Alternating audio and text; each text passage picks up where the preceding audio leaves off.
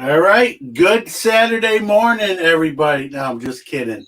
It's actually Tuesday night. Got a lot of people's hopes up right there. They're like, Saturday morning, I got tomorrow off from work. It's Sunday. No such luck. It is Tuesday night. You're probably saying, what hobby hotline on a Tuesday night? That's correct. We're doing a new Tuesday night show. We're going to call it Hobby Hotline Overtime. It's going to be basically the same format as the Saturday show. Three hosts. Most cases, the three hosts on Tuesday will be different than the three faces you saw on the Saturday show. So you won't be seeing the same episode. You'll get some different takes and fresh faces on each of the shows.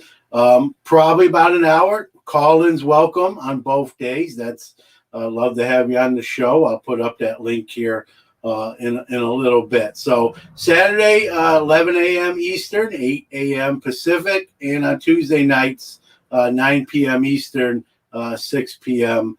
Pacific. Other than that, format's the same. Again, call-ins, chat, comment, all welcome as always. And I want to kind of just go through our existing hosts, and then we've got some, going to two nights. We needed to get some new hosts as well. So I'll they're not all here. One of them's here. While he's on the screen, let me take care of that order of business. Ryan Nolan from Breakout Cards. Happy to have you part of the Hobby Hotline. Glad to be here. All right, and to my right on the screen, she was already, she's going to get a bigger pension than you, Ryan, because she was here first. But Sam Shuford from Women of the Hobby, welcome as always. Yeah, thank you. So let me, I'm going to intro the new staff, but, I want to also acknowledge those that are already here doing great work on this show. Some of these folks need no introduction. And these are no particular order. I just kind of wrote them down off of some list I had. Dr. James Beckett, Sam Shuford, who's here tonight, Jeremy Lee, Chris Harris, Uncle Rich Klein, Logan Ward, Drew Herndon, Brody the Kid, Brad Bethune, and Jeff Denson. And I hope I don't think I forgot anyone, but if I did, you can yell at me later. But I also want to intro the new folks that are going to be part of the show. Many of them you actually will see on this night. Not all the time. Some of them you'll see on Saturdays or both days as well. And again, these are in no particular order either, just how I kind of put the graphics up. So first one, Adam Palmer, Heroes for Sale. Adam does basically a daily video log. I don't know how he does it, but does a great job with that. You're going to see him on here as well. Mr. Mike Moynihan, baseball collector on YouTube from Bench Clear. Great guy. I've gotten to know him real well. He's going to bring some of that vintage edge to the show. Some new guy, Hobby Yoda. Wait a minute. How did that sneak in there? You might recognize that face. That's Uncle Rich Klein. We call him Hobby Yoda here. Susan Luzaraj. Suze, she's more affectionately known as. Happy to have her part of the show. Used to be with Tops, now with Golden. Definitely a lot of years experience. She doesn't look that old, but has a lot of experience in the industry, in the hobby. Also joining the program, Yamwax. This guy's makes me think out of the box, and anyone that can do that to an old guy like me is doing something right. So happy to have Corey Donovan is his actual name, but again, more affectionately known as Yamwax. Our self-proclaimed number one fan, who, since he's part of the show now, I guess he will have to get a new number one fan, but 1 Million Cubs, Bo Thompson. Happy to have him aboard as well. Almost there. Jason Martin from NASCAR Radio. Him and Val and Logan take you around the world of auto racing. They're sort of expanding. It's not just NASCARs. I don't want to just say that. Name of the show is NASCAR Radio. But Jason used to do a podcast for Steel City Collectibles, and he did another show with Ken Kinsley even before that. So he's not new to the podcasting world. and another gentleman we're going to see here once a month, and I'm happy that's the case, and that's Mr. Chris Carlin from Upper Deck. So a lot of new faces already added to a pretty good lineup to begin with, and it's going to be fun. And you got two shots to see the show, Saturday and Tuesday. Like I said, the way we'll schedule it, we shouldn't have the same faces on the same week on each night. So you get sort of a different perspective that week. And one thing we're doing a better job at, if you miss the show live, you can obviously catch it anytime you want after the fact on YouTube. I'm also, we're on the Spreaker Prime Network for audio. And so I'm getting that show out the following day. So like tonight's show, you can catch it on any major audio podcast platform as early as tomorrow morning. So it'll be there if you can't stay up, or if you're old like me and fall asleep. Hopefully that doesn't happen tonight. I am drinking Red Bull pomegranate, my favorite flavor. But I'm wearing. I hope everyone had a good Halloween. I'm still wearing my costume. If you don't know who I was supposed to be, I'm supposed to be the heavyset version of Ad Rock from the Beastie Boys, one of my favorite groups. So there it is. But all right, enough horseplay. Let's again, Ryan, welcome. Glad to have you. I didn't put your picture up because you were live in the flesh. So I figured what beats a picture, the real thing. So welcome aboard. And, talking about days we're going to have people, you're going to see mostly Ryan on Tuesdays, because we know anything about this guy. He's a jet setter. He's doing a show almost every weekend and vlogging it and reporting great content. If you haven't seen it, and we'll at some point we'll have you give out all those credentials too, Ryan, where people can catch that. But and you're writing a book, and we'll talk a little bit about that towards the end. But welcome to Hobby Hotline, overtime edition in this case. Yeah, I remember watching it first time at the Dallas Card Show. Watched it live, and now I'm here on the show. Yeah, there you go. See, that's all it takes. So let me. I'm going to put the. If anyone does want to call in, that offer still always stands. Let me put that in the chat room, and again, everyone's welcome to call in. And post it. All right, link is in chat now. All right. So the first topic I got, it's not new. It happened last week, but it's it is big news, especially with everything else going on, guys, is take that, Fanatics, right? That's what the NHL and the NHL Players Association, didn't really say that. I just came up with a funny graphic right there, but they re-upped with Upper Deck, and I can tell you my opinion. I think that was good. That's what I was hoping for.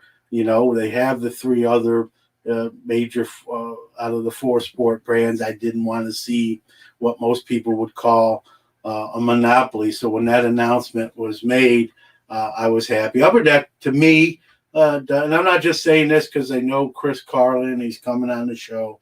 Upper Deck does a great job. Some of the hockey releases are some of the best designs, period. Not hockey designs, just card designs in the hobby. And happy that they're going to get to continue to do that. They're also going to be doing NFTs as well. They're going to be adding that to the arsenal. So when that news broke, I was happy about it. I didn't want to see another license go to the big bad guy coming in the scene, if you will. So your thoughts, Sam or Ryan? You like that? Where do you fall on that subject? I'll let you go first, then I'll go. Okay. Yeah. I like it as well. I feel like I kind of always associate Upper Deck with hockey to begin with, so it's nice to see that that's kind of staying tried and true. So yeah, I was kind of in the same boat, thinking with Fanatics taking all of the other major licenses, that it's kind of nice that we have Upper Deck still kind of standing alone with the hockey as well. So yeah, I feel like I kind of echo John your same opinion here as well. So I know all the different Young Gun releases over the years. I think there's been like the early '90s, so it's been 30 years that they've been continuing with it. I was kind of sad that the baseball license got given over to Fanatics instead of Topps, just because the run. I mean, you have baseball cards all the way from 1951 till today, and that partnership was gone overnight. Obviously, we don't know what happens behind the scenes, but to see another partnership that's been about 30 years or so just to get wiped off for the brand to come in. And obviously, Fanatics can have some good things for the hobby, but Upper Deck has been there for hockey for 30 plus years, and they've done some really, really great releases over the time, and they do a good job. Yeah, I mean, you said it, we got to see, Ryan, too, what's going to happen with baseball and the Topps lines. There's still a chance maybe they sell to Fanatics if that works out, or if they want to sell, maybe they work out a deal where Topps doesn't even sell themselves to Fanatics, but works out some sort of licensing arrangement between the two brands where Fanatics can do, let's say, Heritage or Archives or something that Topps has done in the past to keep a line alive. Which I'm a kid from Brooklyn, New York, who grew up on Topps, so I'm sentimental, maybe to a fault, but I really don't want to see Topps go away. I get, they're not squeaky clean. They've done some things that maybe have resulted in them losing that license to Fanatics, but I hope cooler heads prevail. Both sides can come to the table. Maybe we still see those 5 letters on some baseball cards. That's my hope. Again, I'm a little biased being from Brooklyn myself, so hopefully that's the case. Here's another thought. Now, Chris Carlin came on a show I do once a month, a live show called Breaking Cardboard. It was actually the last month's show, and he was on, and he asked me before the show started, John, at some point during the show, I'd like to address something that's like making some waves in the hobby, and that was that Upper Deck was going to sell to Fanatics. And he wanted to kind of categorically deny that. Like, we're not for sale. We're a privately owned company. We're not entertaining any offers. There's no for sale signs. We're not listed in any kind of business publication that were available. And he came on the show and said exactly that. Now, I believe him, but, he's not the owner of Upper Deck. He's very important to what they do. But here's the thought. I mean, what's to say? How crazy would this be? And I'm not saying I expect this. I'm not saying I'm predicting this to happen. I'm just throwing it out there as a possibility. One, obviously, as someone who wanted Upper Deck to keep the NHL license, that I hope wouldn't happen. But imagine if Upper Deck did somehow do a 180, if you will, and sell to Fanatics. Maybe they get blown away by a dollar amount. Again, this is all hypothetical, speculative stuff, and that's what we can do because it's fun, and there's no penalty for being wrong.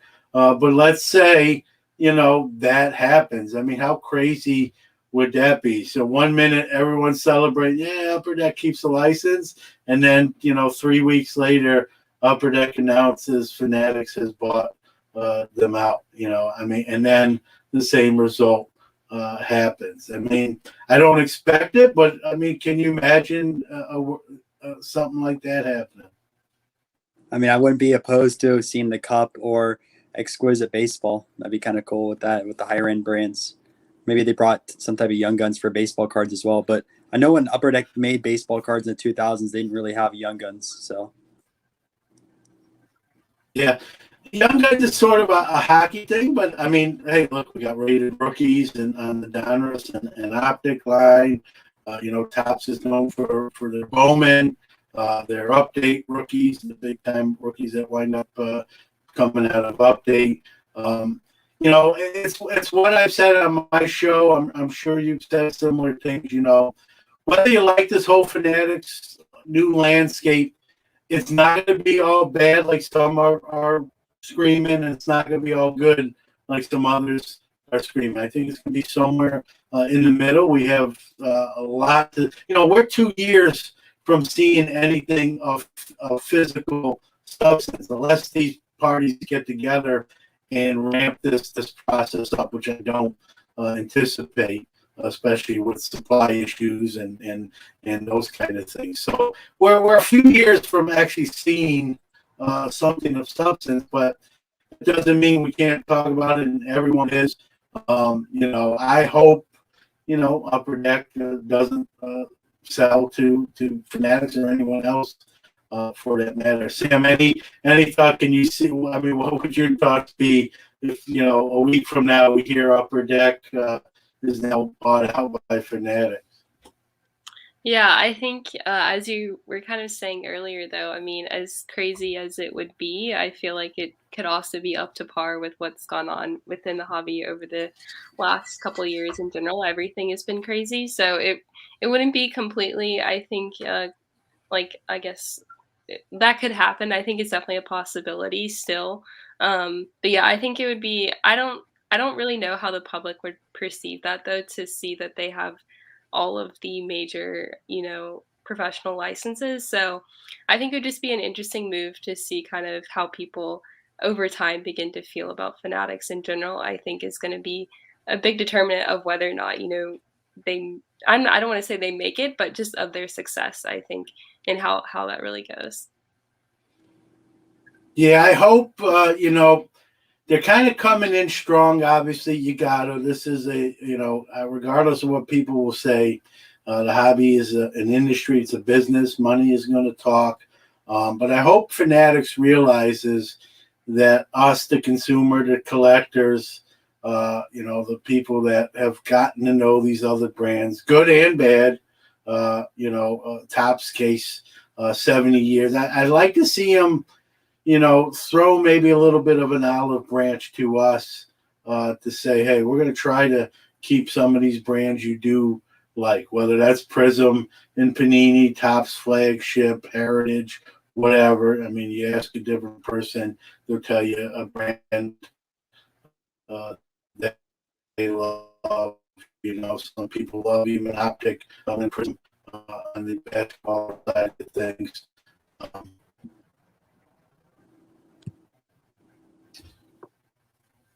Am I back? I don't know. Are you? I thought it was my connection at first. Can you hear us? I don't know whose it is.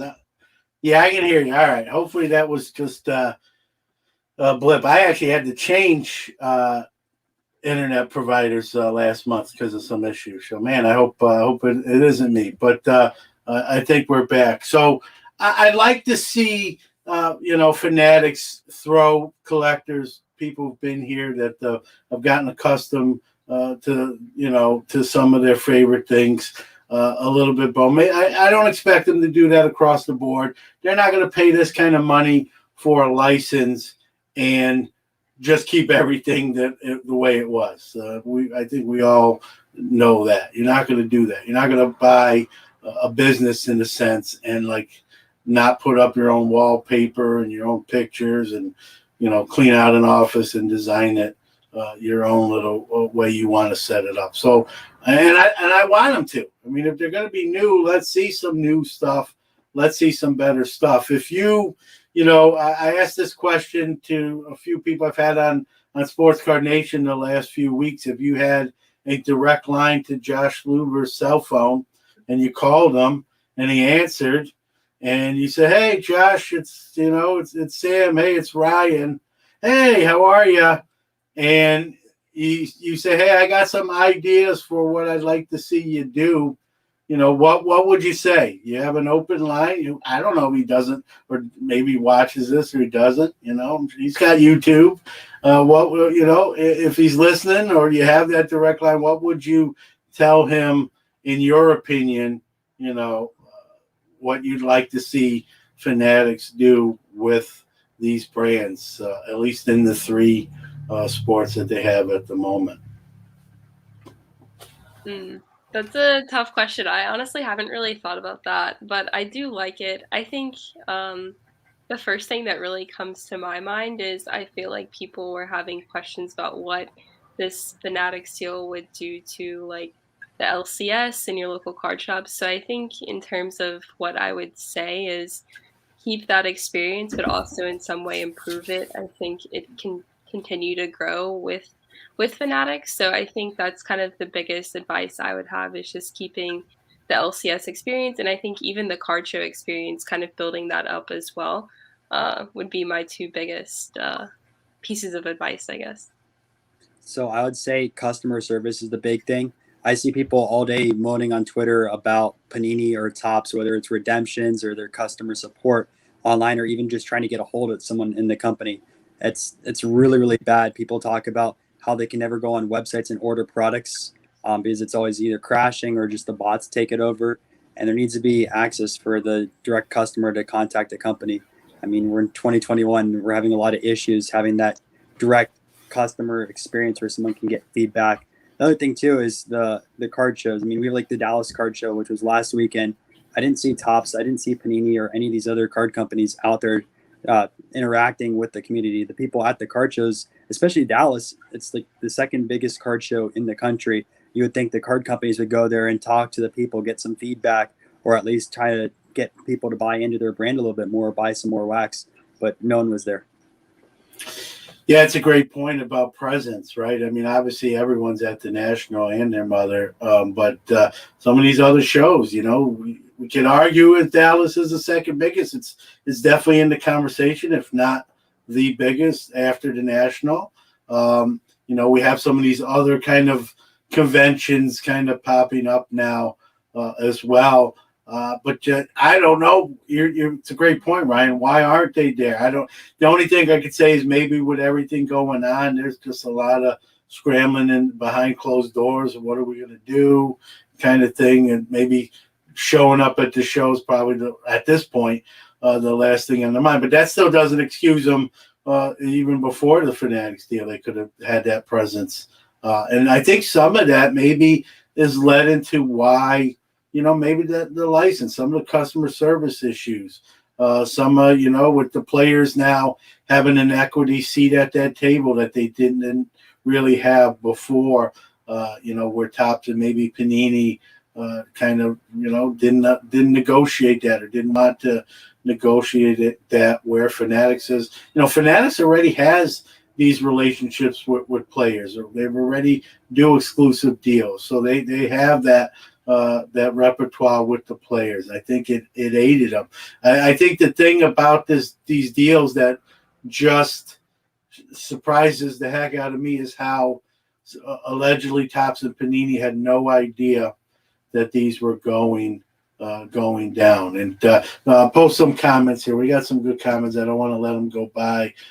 Theodore Weather says, Michael Rubin, for those that don't know, CEO of Fanatics. Michael Rubin's a smart guy.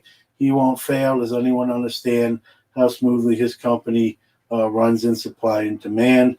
Fanatics apparel runs smoothly. They will probably have their own brand. They are really direct. They do a good job in the distribution, which I've said many times makes me wonder if I'm a distributor right now. I'd be a little bit nervous.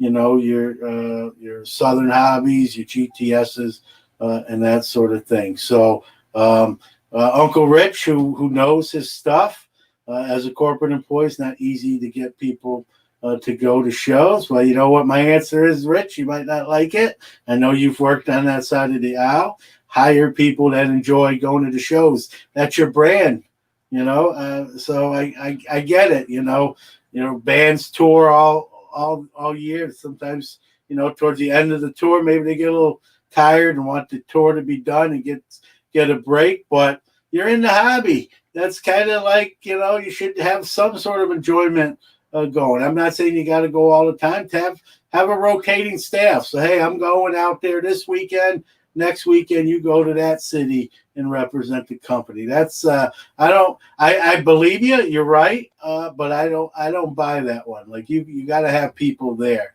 You got staffs. Everyone don't have to go to every show. Just take turns.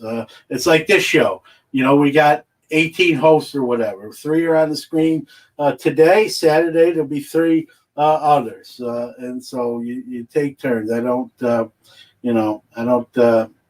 I know you tell the truth. I just don't think that's a good excuse to not have a presence at the show.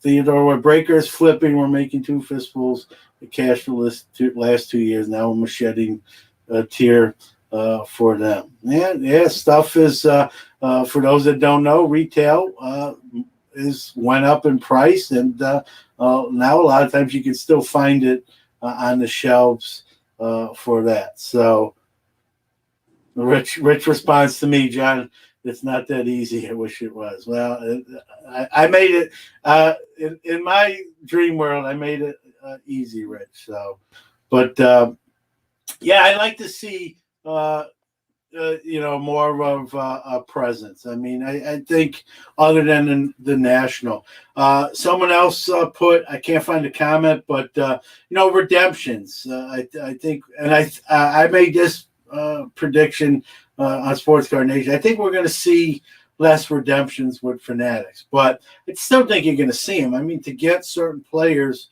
autograph cards, you're going to have to deal with redemptions. But maybe what you'll see is less of a wait time on the ones they have to do redemptions for. I think they're going to have a better relationship with the players. Also, keep in mind the players now have an equity stake in the brand.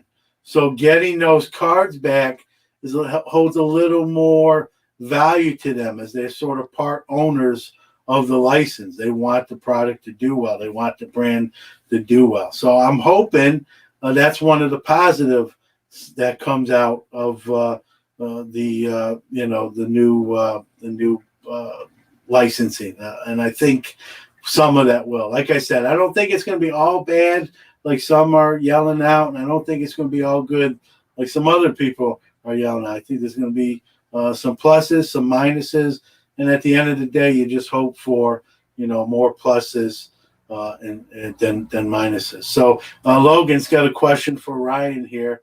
What cool vintage cards have you picked up lately?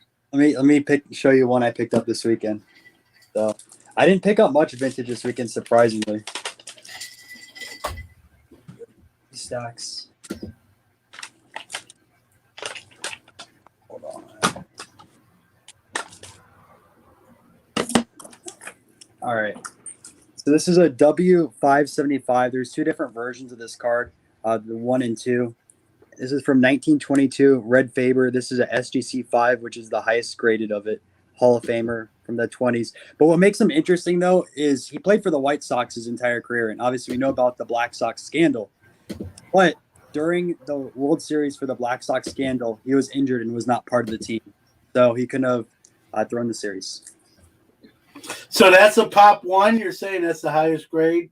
There's one PSA 5 or 1 or 2 PSA 5s and 1 other SGC 5. So it's like 4 that are in the 5 grade, but there's no 5s and a half, 6s, or anything higher. It's still a pretty cool card. Nice. But I'm trying to save up for a few vintage cards, so I'm trying to move some of my like mid-end vintage and upgrade to a few things. So while we're this was one of my topics. I just did a card show here in Syracuse last Sunday. It was my second one since they lifted restrictions. The first one was pretty good. This last one was really good for me. Did very well. Sold 1 card alone that was more than the mortgage on my house. Whenever that happened, we have a dealer saying anytime you sell a card for more than what your mortgage goes for, it's a good day. I obviously sold more than that card as well, and was a really, really good show. Now my online sales are a little down, so while one you're up here on one end and you're a little bit lower on the other, kind of balances out. What have you noticed at the shows that you've been to recently, as far as transactions? The dealers saying they're doing well, a lot more sellers than buyers. What have you saw on the floor, so to speak?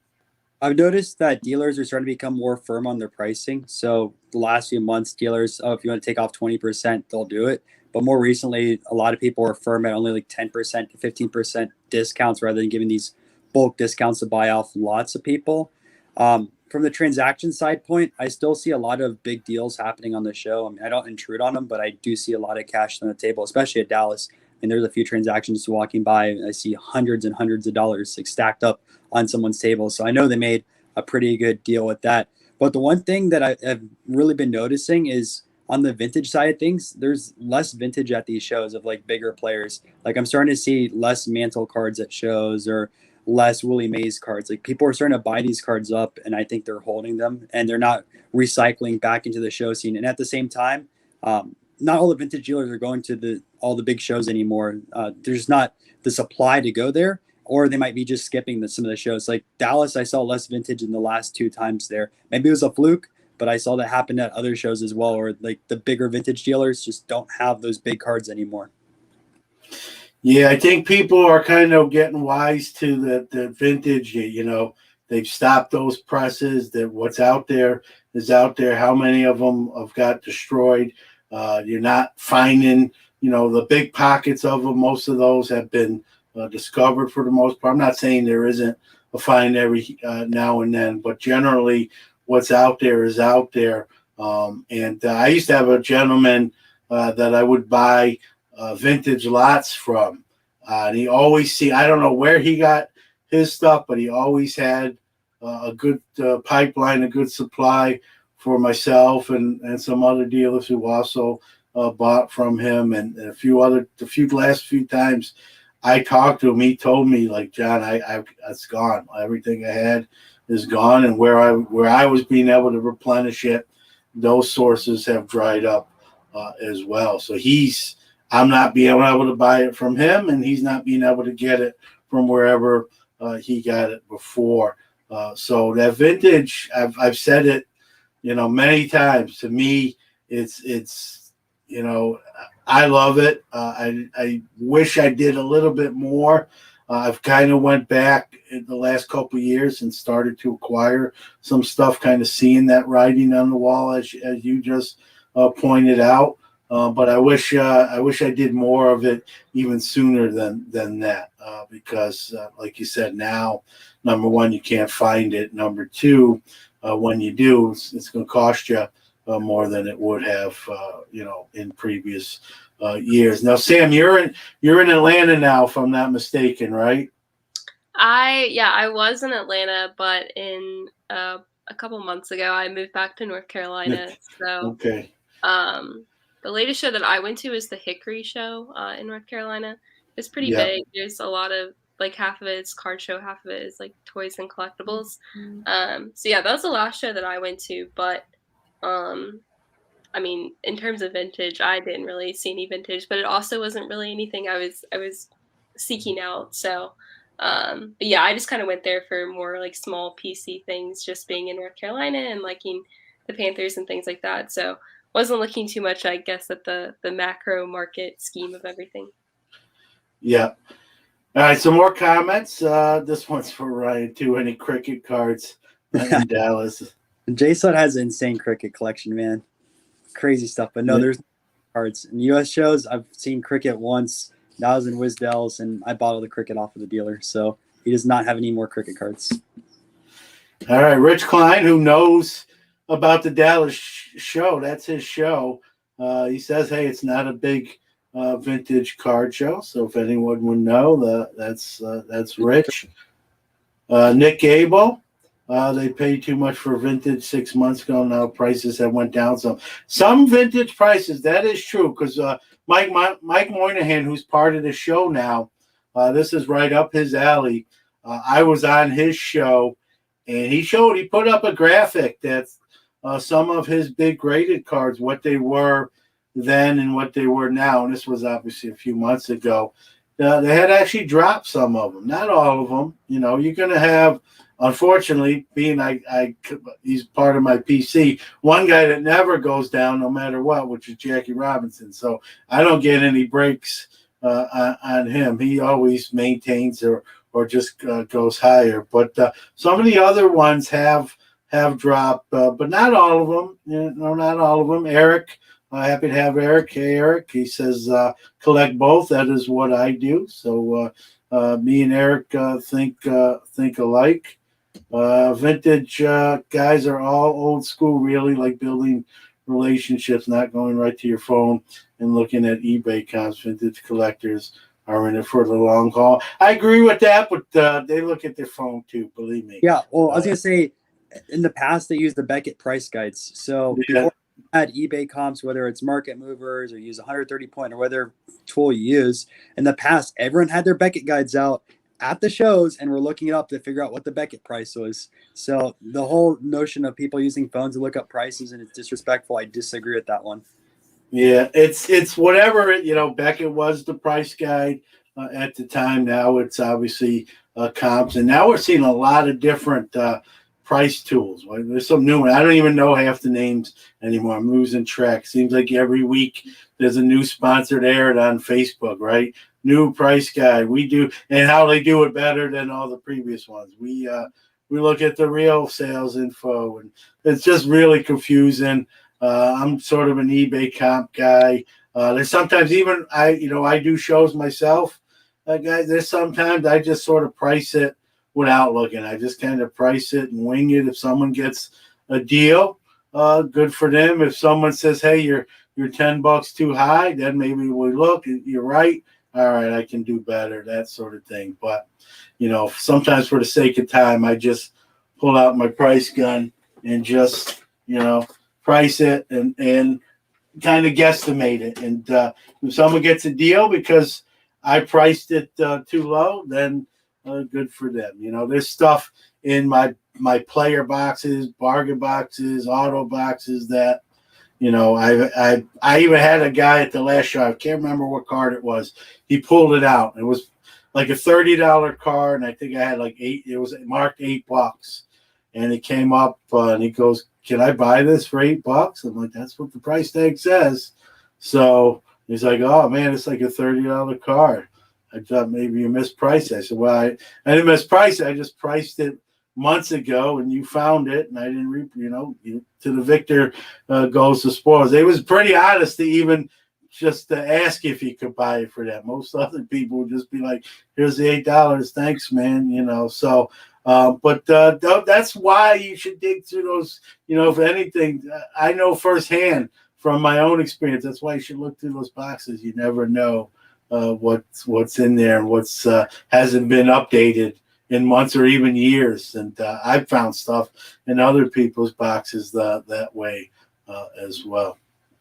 Yeah, at least you're honest about. Some dealers will find that card. It was like, actually, no, that's a $30 card. It's $30, not $8. It happens. Yeah, no, I'm not that way. If I marked it and I didn't find it to reprice it, then that's you get. It's like going in the store, right? If I go to Walmart and something's priced $5 and they got to unless someone came in and like peeled off a price tag. But if they price their stuff like that, then I think you should be able to buy it. Maybe an employee gets in trouble because they screwed up, but if you price it at that, I think you should honor the price. Now here's I have done this. Even this I don't like to do, but I've had someone say, "Let me think about it." Then they don't buy it, and then I can read. You know what I mean? I give them the first crack at what it's marked, and if they decide I'm just going to get these and not this, then maybe I reprice it. Maybe I don't. I've done both. I've put it back and said, "You know what? Let someone find a deal, or I got to reprice that." But so I can go either way on that. But if they find it, they got first crack to purchase it. And so the Logan Ward says price guide old school. Yeah, that thing is pretty old. I'm somehow it's still working for me. So I'm just worried it's going to get old to the point I'm not going to be able to buy labels for that thing. So every once in a while, I just buy labels ahead of time so I don't get shutted out. So here, follow up from Rich Frank. If he's cool with pulling out his phone and talking about comps, he should be good with paying for convenience. Yeah, good comment. Chips are $250 at Safeway, and it's all convenience. So what up? So what have you? I've noticed. I've said this too on the show. There's sort of a market correction going on. If you want, whatever terminology you want to call it, dip. Prices kind of coming down. It's not a crash. And other people said that the sky's falling. I disagree with that. Both going to show Sam and Ryan. I mean, what would you agree with that? What would you say is going on? Do you think it's just across the board? Is it, I've said this, stimulus have stopped. People kind of getting back to work. Don't have all that downtime. Stuff's opening up now. Restaurants, movie theaters. So the other things that are taking money away from the hobby. The hobby's still strong, but I just don't think it's in that same air that it was before. Agree, disagree? What have you guys noticed? Yeah, I can go. I would agree. I feel like there's definitely not as strong of a pull as there was maybe in COVID times. And even personally for myself, I've kind of felt myself not having as much time to dedicate to the hobby over the past few months anyways. And I think personally I would devote a lot of that to, yeah, honestly, as you said, a lot of things opening up. I mean, I went to the movies for the first time a couple weeks ago. So like there's just different tasks and things that I used to do pre-COVID that are now I'm starting to do them again. And so I'm just having less time with the hobby. But I think it's still something obviously that I'm a part of. I make time to go to shows on the weekend if possible. So I definitely agree that there's a little bit of a pullback, but I kind of think for me that makes me feel, I guess, safer about the hobby, or I feel like it's more sustainable for it to be this way than for it to have the highs and lows that it did previously. So I'm kind of happy that it's kind of just trending into more of a steady state, hopefully. So. I think just the market went up way too fast. When you look at how fast basketball cards, I mean, like say for example, like a Kevin Durant card, which is $1 card for the longest amount of time, jumps up to $200-300 in a few months. There has to be some sort of correction in the market. You can't just keep going up, up, and up. At some point, people have to sell off their goods, and when a lot of people start selling off, there's too much supply out there and not enough demand. So it was expected, and obviously basketball got hit the hardest. I mean, some of the comps are 25% to 30% what they were about earlier this year or even last year.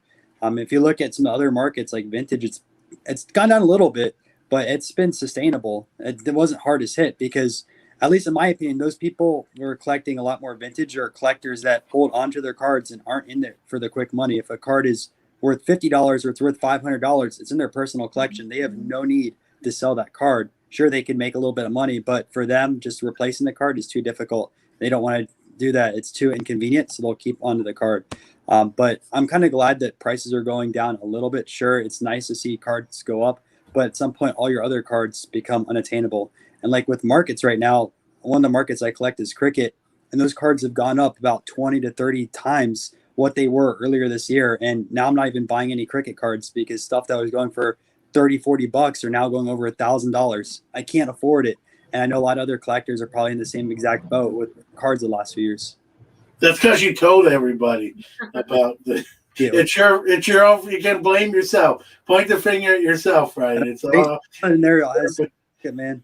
He's buying them all. Some of them. Nick Abel says, I think basketball will stay up because overseas buyers. I think that will help for sure, no doubt. A huge overseas presence and community, no doubt a built-in plus for them. One thing that would make me nervous, I'm not a huge basketball guy, but I do basketball as a dealer alone. I stock it. This year's rookie class, Cade Cunningham's hurt right now. He's going to be back.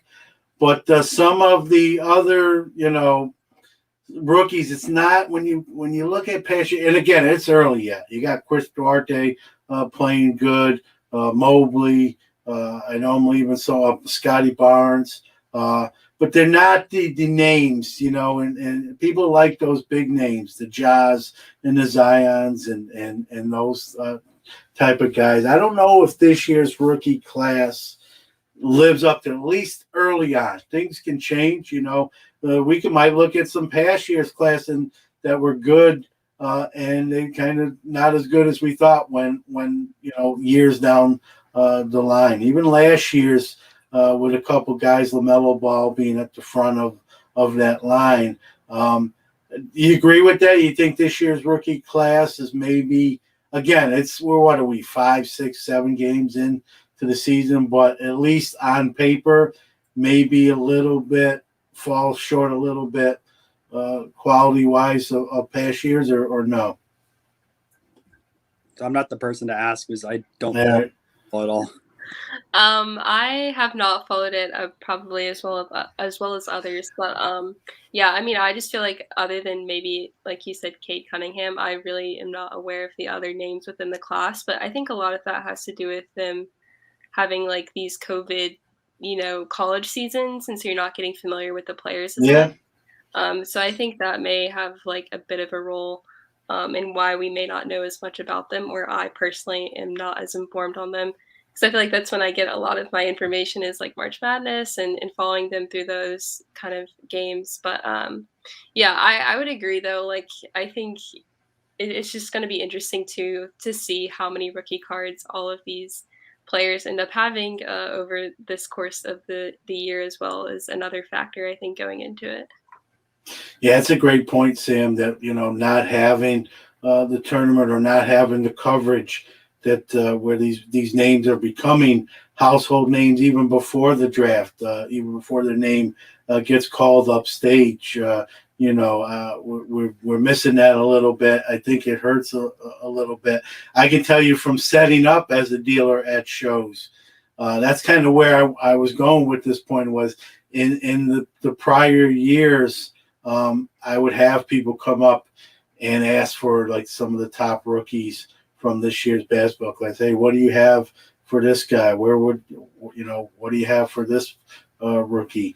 I didn't have, again, it's early yet, but I didn't feel that buzz. For as good as the 2 shows I did were, I didn't really get a lot of that NBA rookie buzz or people kind of talking about them. And a matter of fact, even the folks coming around sort of selling their cards, and I always usually will look, had more of the past years rather than this year. So I don't know if they're just not opening that much, or if it's just the class itself isn't enticing enough to pay what some of these prices are to open wax. I mean, what wax is costing, you have to justify in your mind.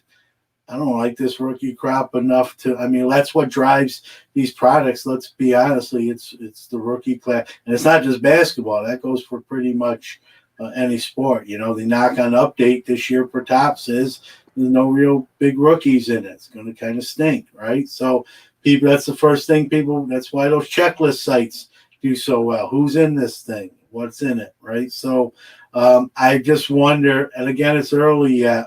A couple guys are playing good, maybe sort of unexpectedly. Cunningham's down with an ankle injury. I just wonder, if this year's class, just name-wise, isn't flashy enough to maybe it could potentially hurt the sport, at least for a year. I mean, basketball cards are not going away. They're still one of probably the while it may not be in my book, probably the number one collected sport, or pretty arguably close to it. And that overseas following is definitely feeds into that for sure. And so we'll see how this all, plays out. But I'm not getting that, last year was LaMelo and Edwards, and before that, Zion and Ja.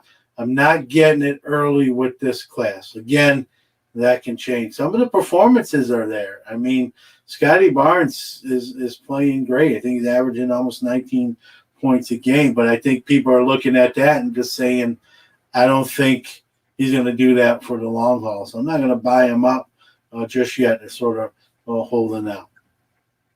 One comment. Oh, go ahead, Sam. Oh, I was just remembering. I feel like Ja Morant, especially, he got a lot of notoriety in March Madness for leading, his team throughout that tournament, and I think that really helped his draft stock, especially. But yeah, I think that might have something to do with it. But I also feel like I might agree with even thinking back to LaMelo and Anthony Edwards and Wiseman. Like that class was still touted to have a bit more talent, but I don't know. I think as you're saying, we'll just have to see how things play out throughout the season. Yeah, you mentioned James Wiseman. That was a guy I really liked coming out of college. I would have been my probably number one pick. That's why I'm not a basketball GM. He had kind of a disappointing year. Again, he's a second-year player this year, so a lot of things very early in that process. Absolute Authentic says, I remember when 2018 update hobby boxes were $60. Maybe it's time to buy the update dip. Yeah, that's when it's any dip, right? That's kind of the standby, right? Buy on the dip, sell on the high. Mobley is a stud. He looks good.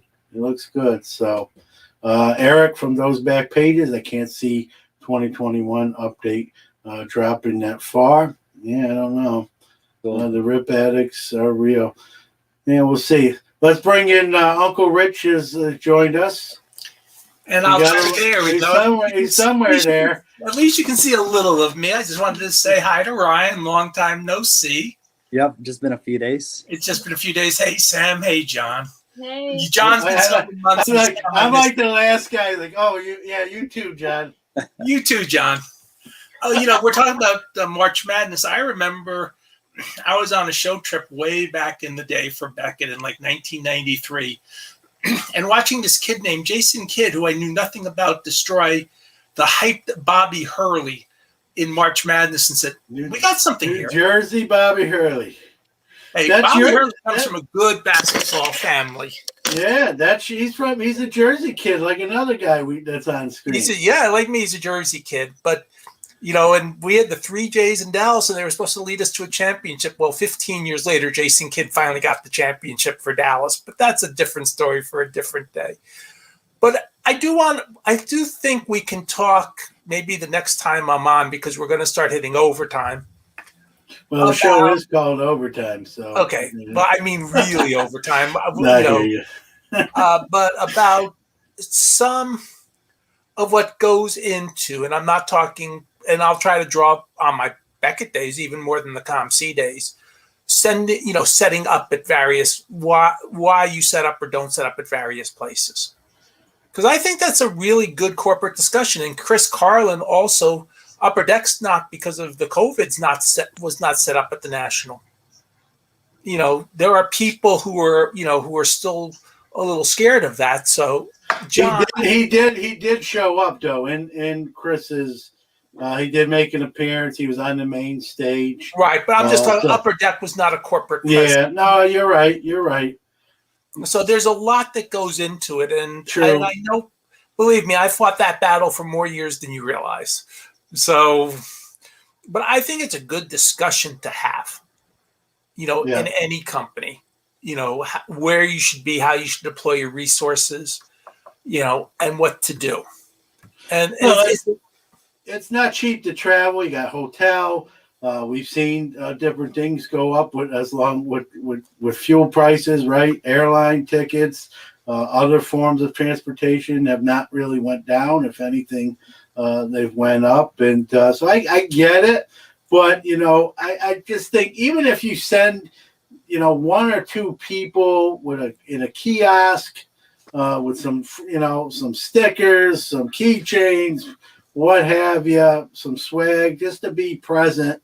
I just think that goes a long way. I think that's where, what Ryan was saying. I don't want to speak for him. He's on screen with us, but I agree with him. So I'm kind of taking a stake in running with it. I mean, to have 1 or 2 people there. I mean, even to me, I would, if I'm a big card industry, I would actually, especially because of the work from home model that a lot of companies are now employing, you work remotely.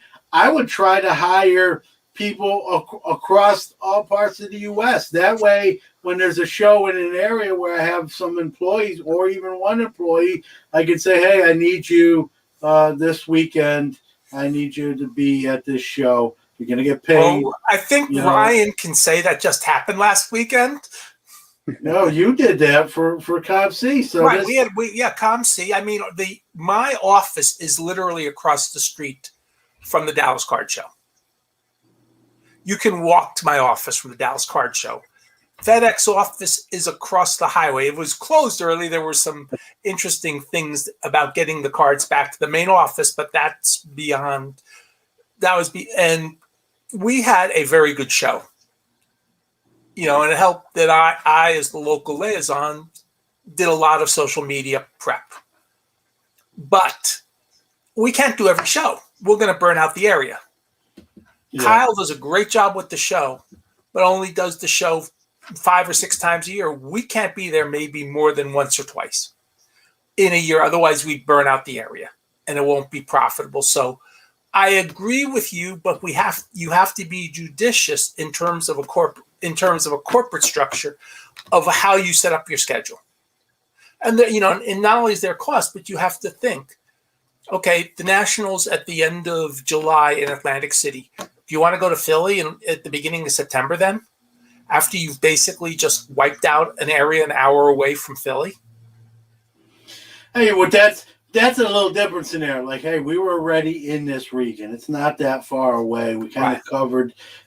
Those are strategic decisions, And that's my point. It sounds nice to be everywhere, but you have to make strategic decisions. And as I said, we'll talk about more of this one because I suspect Thanksgiving week's a quiet week for the hobby. So we can really talk about this in terms of what we would like to see, but in terms of the business. And how often do you hear me talk about the hobby in terms of the business side of it? Yeah, well, hey, listen, you've got a lot of experience. I'd like to hear your take on those things. I mean, it carries a little bit more weight. You've been on that side of the table. I know it might not always be your favorite side to talk about, but you've seen some stuff that people haven't, including myself. I will guarantee you that another one of our hosts is much happier walking around the show than being in endless meetings at his old corporate booth. And we'll leave it at that. Yeah, but see, when you're that guy, and I'm not saying he thinks like that, but when you're that guy, that's why you hire staff that can do all that stuff. So the meetings he had to be involved with, and the point is, he'd rather be talking to his friends, or as we see now, going through dollar boxes. Yeah, no, I hear you. I think it's sort of like, you're competing Topps and Panini. I know maybe they're not looking at it exactly like that, but if I'm Topps and Panini's not going, I want to be there. I want to be there even if they are. All the more reason to be there, not rather than they're there and we're not. They're not going. Let's go. So. I don't know. We'll talk. As I said, I'll make it. I'll put a note into our chat. We will talk about this when I'm on in detail, and there are so many different scenarios. But I think it's a great discussion to have because I know how many of us are frustrated that Panini doesn't set up something at every little Dallas Card Show because, as you say, they are local. Beckett was set up at this show, but Beckett, I'm going to say something. Beckett's finally looks like they're getting stuff under some control so they can start doing things again at shows. Yeah. And there's a lot to it. The COVID has certainly been interesting, but we were set up, we were comfortable taking cards because our processing is under control and our shipping is getting there. Yeah. So you're getting comfortable doing things. Yeah, well, I think Rich Frank puts a comment here. I put it up already, but I'll put it back up. CDC says we will all get COVID and people who are vaccinated can spread it. So I think we all need to get used to it. My wife's a nurse. I'll sort of paraphrase off that. There's people who have had it that didn't even realize it. There's people who, my dad got vaccinated. He got diagnosed a couple weeks ago with it. His only symptom, thank God, was a runny nose and a little congestion. And the only reason he actually knew he had it for sure, he was a drummer in a band, and one of his bandmates tested positive and told the rest of the band, you better go get checked. I just tested positive. That's really the only reason he actually went and got tested, and he was positive too, had to quarantine, was okay. thankfully, and got rechecked and tested negative. But it's going to be one of, like my wife said, it's going to be, and she's a nurse, and again, it's all speculation. It's going to be something where probably it's going to be sort of the norm, almost like a flu shot.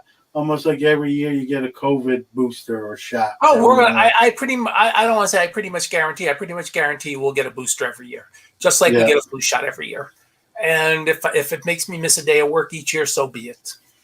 Yeah, and again, I'll make that trade off any day of the week. Well, you need to start taking more. I think you deserve a couple of days off here and there. Oh, I took yesterday off. Trust me, Yeah. I was exhausted yesterday. I took yesterday off. Let's be honest. I was like, I was on fumes yesterday. Really on fumes. All right, but I just wanted to say hi, Sam. I know we did a show together, but it's good to see you. Good Ryan, welcome to the team. I'm glad to be here. I'm glad we chatted. Also, Ryan at my table also was joined by a mutual friend of ours who's also just as good as he is. That's all you're not gonna. I'll let Ryan talk about him. James Beck. All right. As well. But I'm talking about the other young gun. Oh, Steven? Steven is really good, isn't he? He is. Yeah, I'm so glad to have him working with Breakout. Yeah, Steven is really good. So, yeah, I think he does you good work. 100%. Like he does some of the filming work. If we do some like negotiations, and then he helps post on social media. And is helping a little bit on writing the book as well. So we're editing. Writing a book? Yeah, the Spotting Fakes book. Yeah. Oh, I like that. Yeah, so I've been working for over 10 months on this book, where it outlines the 50 most fake cards in the hobby, showing examples of the fake card in a real one, and then also tips. The first 50 pages is pretty much outlining how people can spot fake cards through different tips and guides that I created. Well, if you ever need any info, I'm gonna volunteer. Rich knows his stuff and he can talk a lot about that, or he could even write the forward in your book as well. So just might be, the forward might, if Rich writes it, it'd probably be a whole chapter. You're welcome to write it. The forward will be Ryan is great, Steve is great. They're going to do good work. Enjoy the book. That is your forward. Thank you. Good night. All right. I think Rich just dropped the mic right there. So, hey, I'm good at that. All right, Rich. Thanks for coming on, man. Thanks. Good to I'll see y'all later. All right. You can drop it. All right. Thanks, Rich. All right, we're about at an hour, but the one thing, just kind of to close, people might not know this. Some people might. We're talking about card shows. Look at this. Next week, the tickets to the National in Atlantic City are on sale. I'm not getting any money for saying this. I'm just being honest. We saw what happened last year in Chicago. Quite the crowd. Some tickets sold out, right? I know a lot of the VIPs sold out early. So my advice, I think by that time, COVID's another year sort of, I hate to say in the rearview mirror. I don't think it's ever going to be in the rearview mirror, but we're learning to sort of live with it and cope with it and deal with it more. We'll have another year of experience with that. I expect, I don't know about Sam or Ryan, I expect another huge show. I know there's some people on the West Coast who say I'm not coming all the way out across the country to Atlantic City.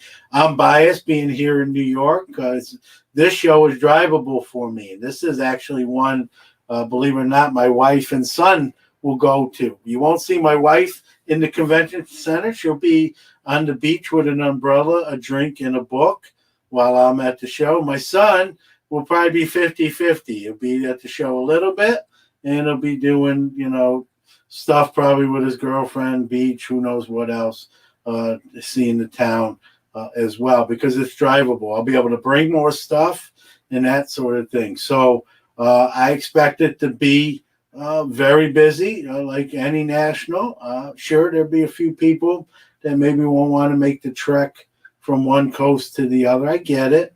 But there'll be plenty that will. Tickets go. I was surprised when I saw the post saying they were on sale next week. I wasn't even thinking yet. I mean, we're still in November of 21. But they're getting ready to sell. They probably know just like we do, right? There's going to be high demand for it. Let's see how high demand is right out to get go and sell these tickets. And I think this, you guys both went to the National. There was that sort of vibe, like there's an outside chance at the last minute this might get canceled or it might not take place, or there might be restrictions. We can only let so many people in for this first 4 hours. Then the next group comes in. There was all those sort of rumors. There was rumors that it was going to get moved or pushed back. We're not. I don't want to jinx nothing here, but I don't foresee this now with Atlantic City this time. Atlantic City got canceled when COVID first hit. I had a nice beach house we had rented. Had to give that up, obviously. Didn't have to, but not going to the show, so we did. I don't see that, with the where we are with COVID-19 and the pandemic. This show is going to take place. It's going to be highly attended. I'm assuming that everyone on the screen is intending to go. Just your thoughts with tickets going on sale. Seems, I think, earlier than usual. I believe so. Yeah, I mean, I just bought my tickets last minute. The 2 times I've been to the National, I didn't even realize that they were sold. What was that? Like, how many months ago was the National? It was what, in July, August, something like that. So, yeah, the front part of August. So we're 3-4 months out, which is crazy. Yeah, there you go, Eric. Yeah, I plan on going, but I as well did not know that the tickets were on sale. So I appreciate the heads up here. But yeah, I kind of waited a little bit last minute as well. I was only able to get like the general admission because everything else I believe sold out, like their VIPs, and they sold an extra ticket type of thing that they hadn't done before. But yeah, I'm interested in going, but I agree, John. I don't think kind of that COVID scare factor will be as relevant this hopefully. I mean, who really knows? But I'm not anticipating it to be as relevant this next summer. So yeah, I feel like there will be a big turnout, and from what I've heard as well, the Atlantic City venue is much larger than the Chicago one as well. Yeah, I've been to Atlantic City. I've never been to the convention center, but I've heard the same thing, Sam. It's a larger venue. Some people not fans of it. I've heard, some negative stuff, but it's bigger. That's going to be a plus for more people that want to go. For me, again, I'm biased because now it's drivable, where Chicago, I have to fly. I only like to take carry-on luggage, so I can't bring as much stuff driving. And the other nice thing is driving, my son and wife we can take shifts driving. So, and I usually try to weasel my way out of driving at all. So I'm just going to try to get my son, who's going to be 22 soon, and my wife to do the driving while I either try to take a nap or mess around on my phone while they're doing the driving. At least I'm honest about it. You can't, you got to give me that much credit. But looking forward to that. Tickets. Maybe I shouldn't have told anyone. Now, if we don't get it, it's my fault. But they're going to be for sale next week. Again, I'm not getting paid. This is not a paid advertisement, but probably a good idea if you plan on going to get your tickets earlier rather than later, especially if you're getting some of the different like VIP or super VIP type of packages and that sort of thing. I usually go on a media pass. There's some rumors that those things are going to change. I don't know yet. I have to find out. I can make a few calls there, but bottom line, if you plan on going, number one, get your tickets. And the other thing about Atlantic City that's a little trickier, sometimes it's a little more pricier for hotels and accommodations. So the sooner you make those, probably the better off you are too. And I think you'll see people do that more because I don't think that the cancellations are really I think we're past the cancellation point. We're seeing pro sports at full capacity stadiums We're seeing everything. I just went to, the Foo Fighters show, last month, full house. You had to be vaccinated to get in the venue, but there was 40,000 people there. And we're seeing a lot more shows. Concerts are starting to be scheduled, and venues are booking their schedule up for 2022, even the back end of 2021. So I think we're as close to business as usual as we've been in a few years, and so I don't foresee Atlantic City at risk for last time when it got canceled. People forget about this. One of the reasons it got canceled, for other than the obvious ones, it also was serving as a makeshift triage for sick people that had COVID. So the whole building was basically a makeshift hospital. So that's a huge factor. That's not the case anymore. So I think it's for sure green lighted. Eric asked me how far is the drive, John. Well, it depends who's driving. I'll give you the kind of just the baseline answer. About 5 hours, maybe 4.5, depending on if my son's driving. It's going to be 4.5 hours, and hopefully he's somehow that kid doesn't get a speeding ticket. Well, the few occasions I still get to drive with him, he's got a heavy foot, as they like to say. I don't know if it's because I'm getting older, but I'm like, dude, you gotta slow down. He's like, no, man, we're good. I'm like, no, you're good. I'm not good. So if he's driving, it's going to be a 4.5 hours, but 5.5 hours most of the time in actuality. So, which is not bad. I'm a New York City kid, so whenever I go back to New York City, it's about that time too. So it'll be just like us going to New York to visit family, except we're not doing that. We're going to the biggest card show in of the year. So I'm looking forward to it. My wife, who is even said, because I told her it's probably start. She's in charge of. Normally, if it's like last year going to Chicago, I would do all that stuff myself because it would just be me going. But she's in charge of finding that sort of Verbo, I think that's how you say it, VRBO, kind of rental on the water, because that's what she wants. And if someone's not going to the show, she just wants to make a vacation out of it. And so I'm going to leave her in charge of. Hopefully, we'll actually try to get the same place we had 2 years ago before it got canceled. So my advice, not about me, is book your accommodations, whether that's a beach house or just a hotel room. I've been told that can be tricky in Atlantic City. So I'm gonna bring Rich on real quick, and then we're gonna close it out. Rich is from New Jersey. Rich, you still there? I'm still here. I was listening. I'm so old. Give us the cliff note. Give us the cliff note. You've been to Atlantic City. I set up at the 1988 Atlantic City National. All right. I think 2 of the 4 of us aren't born in 1988. Nope. No, I was. But I was still in high school. That's because you're old.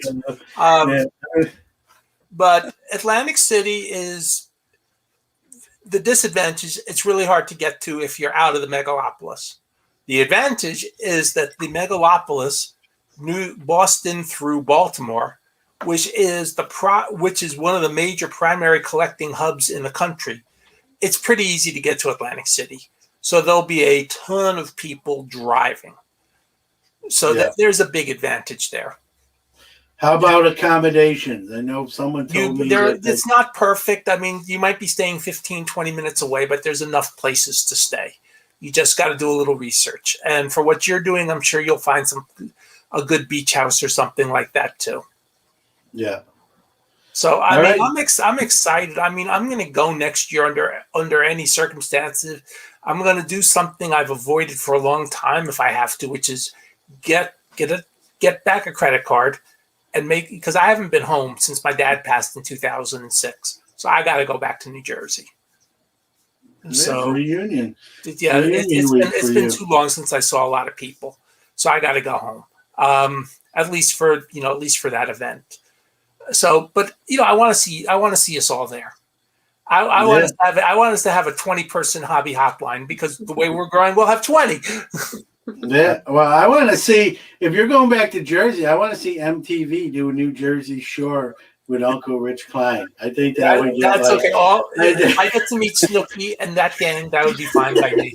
You could slick your hair back and do the gym tan laundry or whatever that was. It was so long ago, I forget. So, but all right, hey, we debuted here Tuesday night, hour and 15 minutes.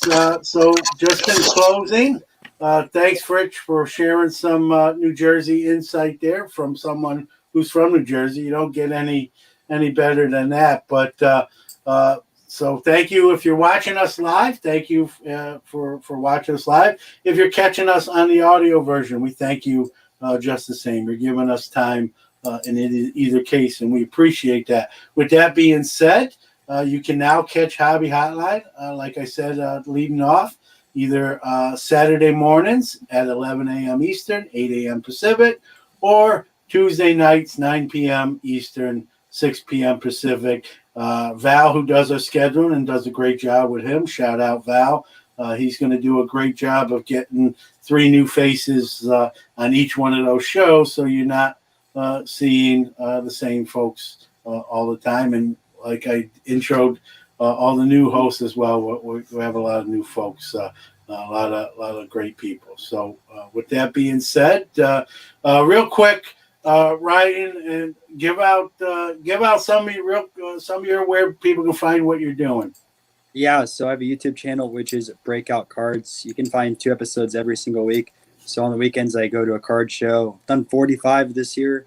Holy smokes. I do 52.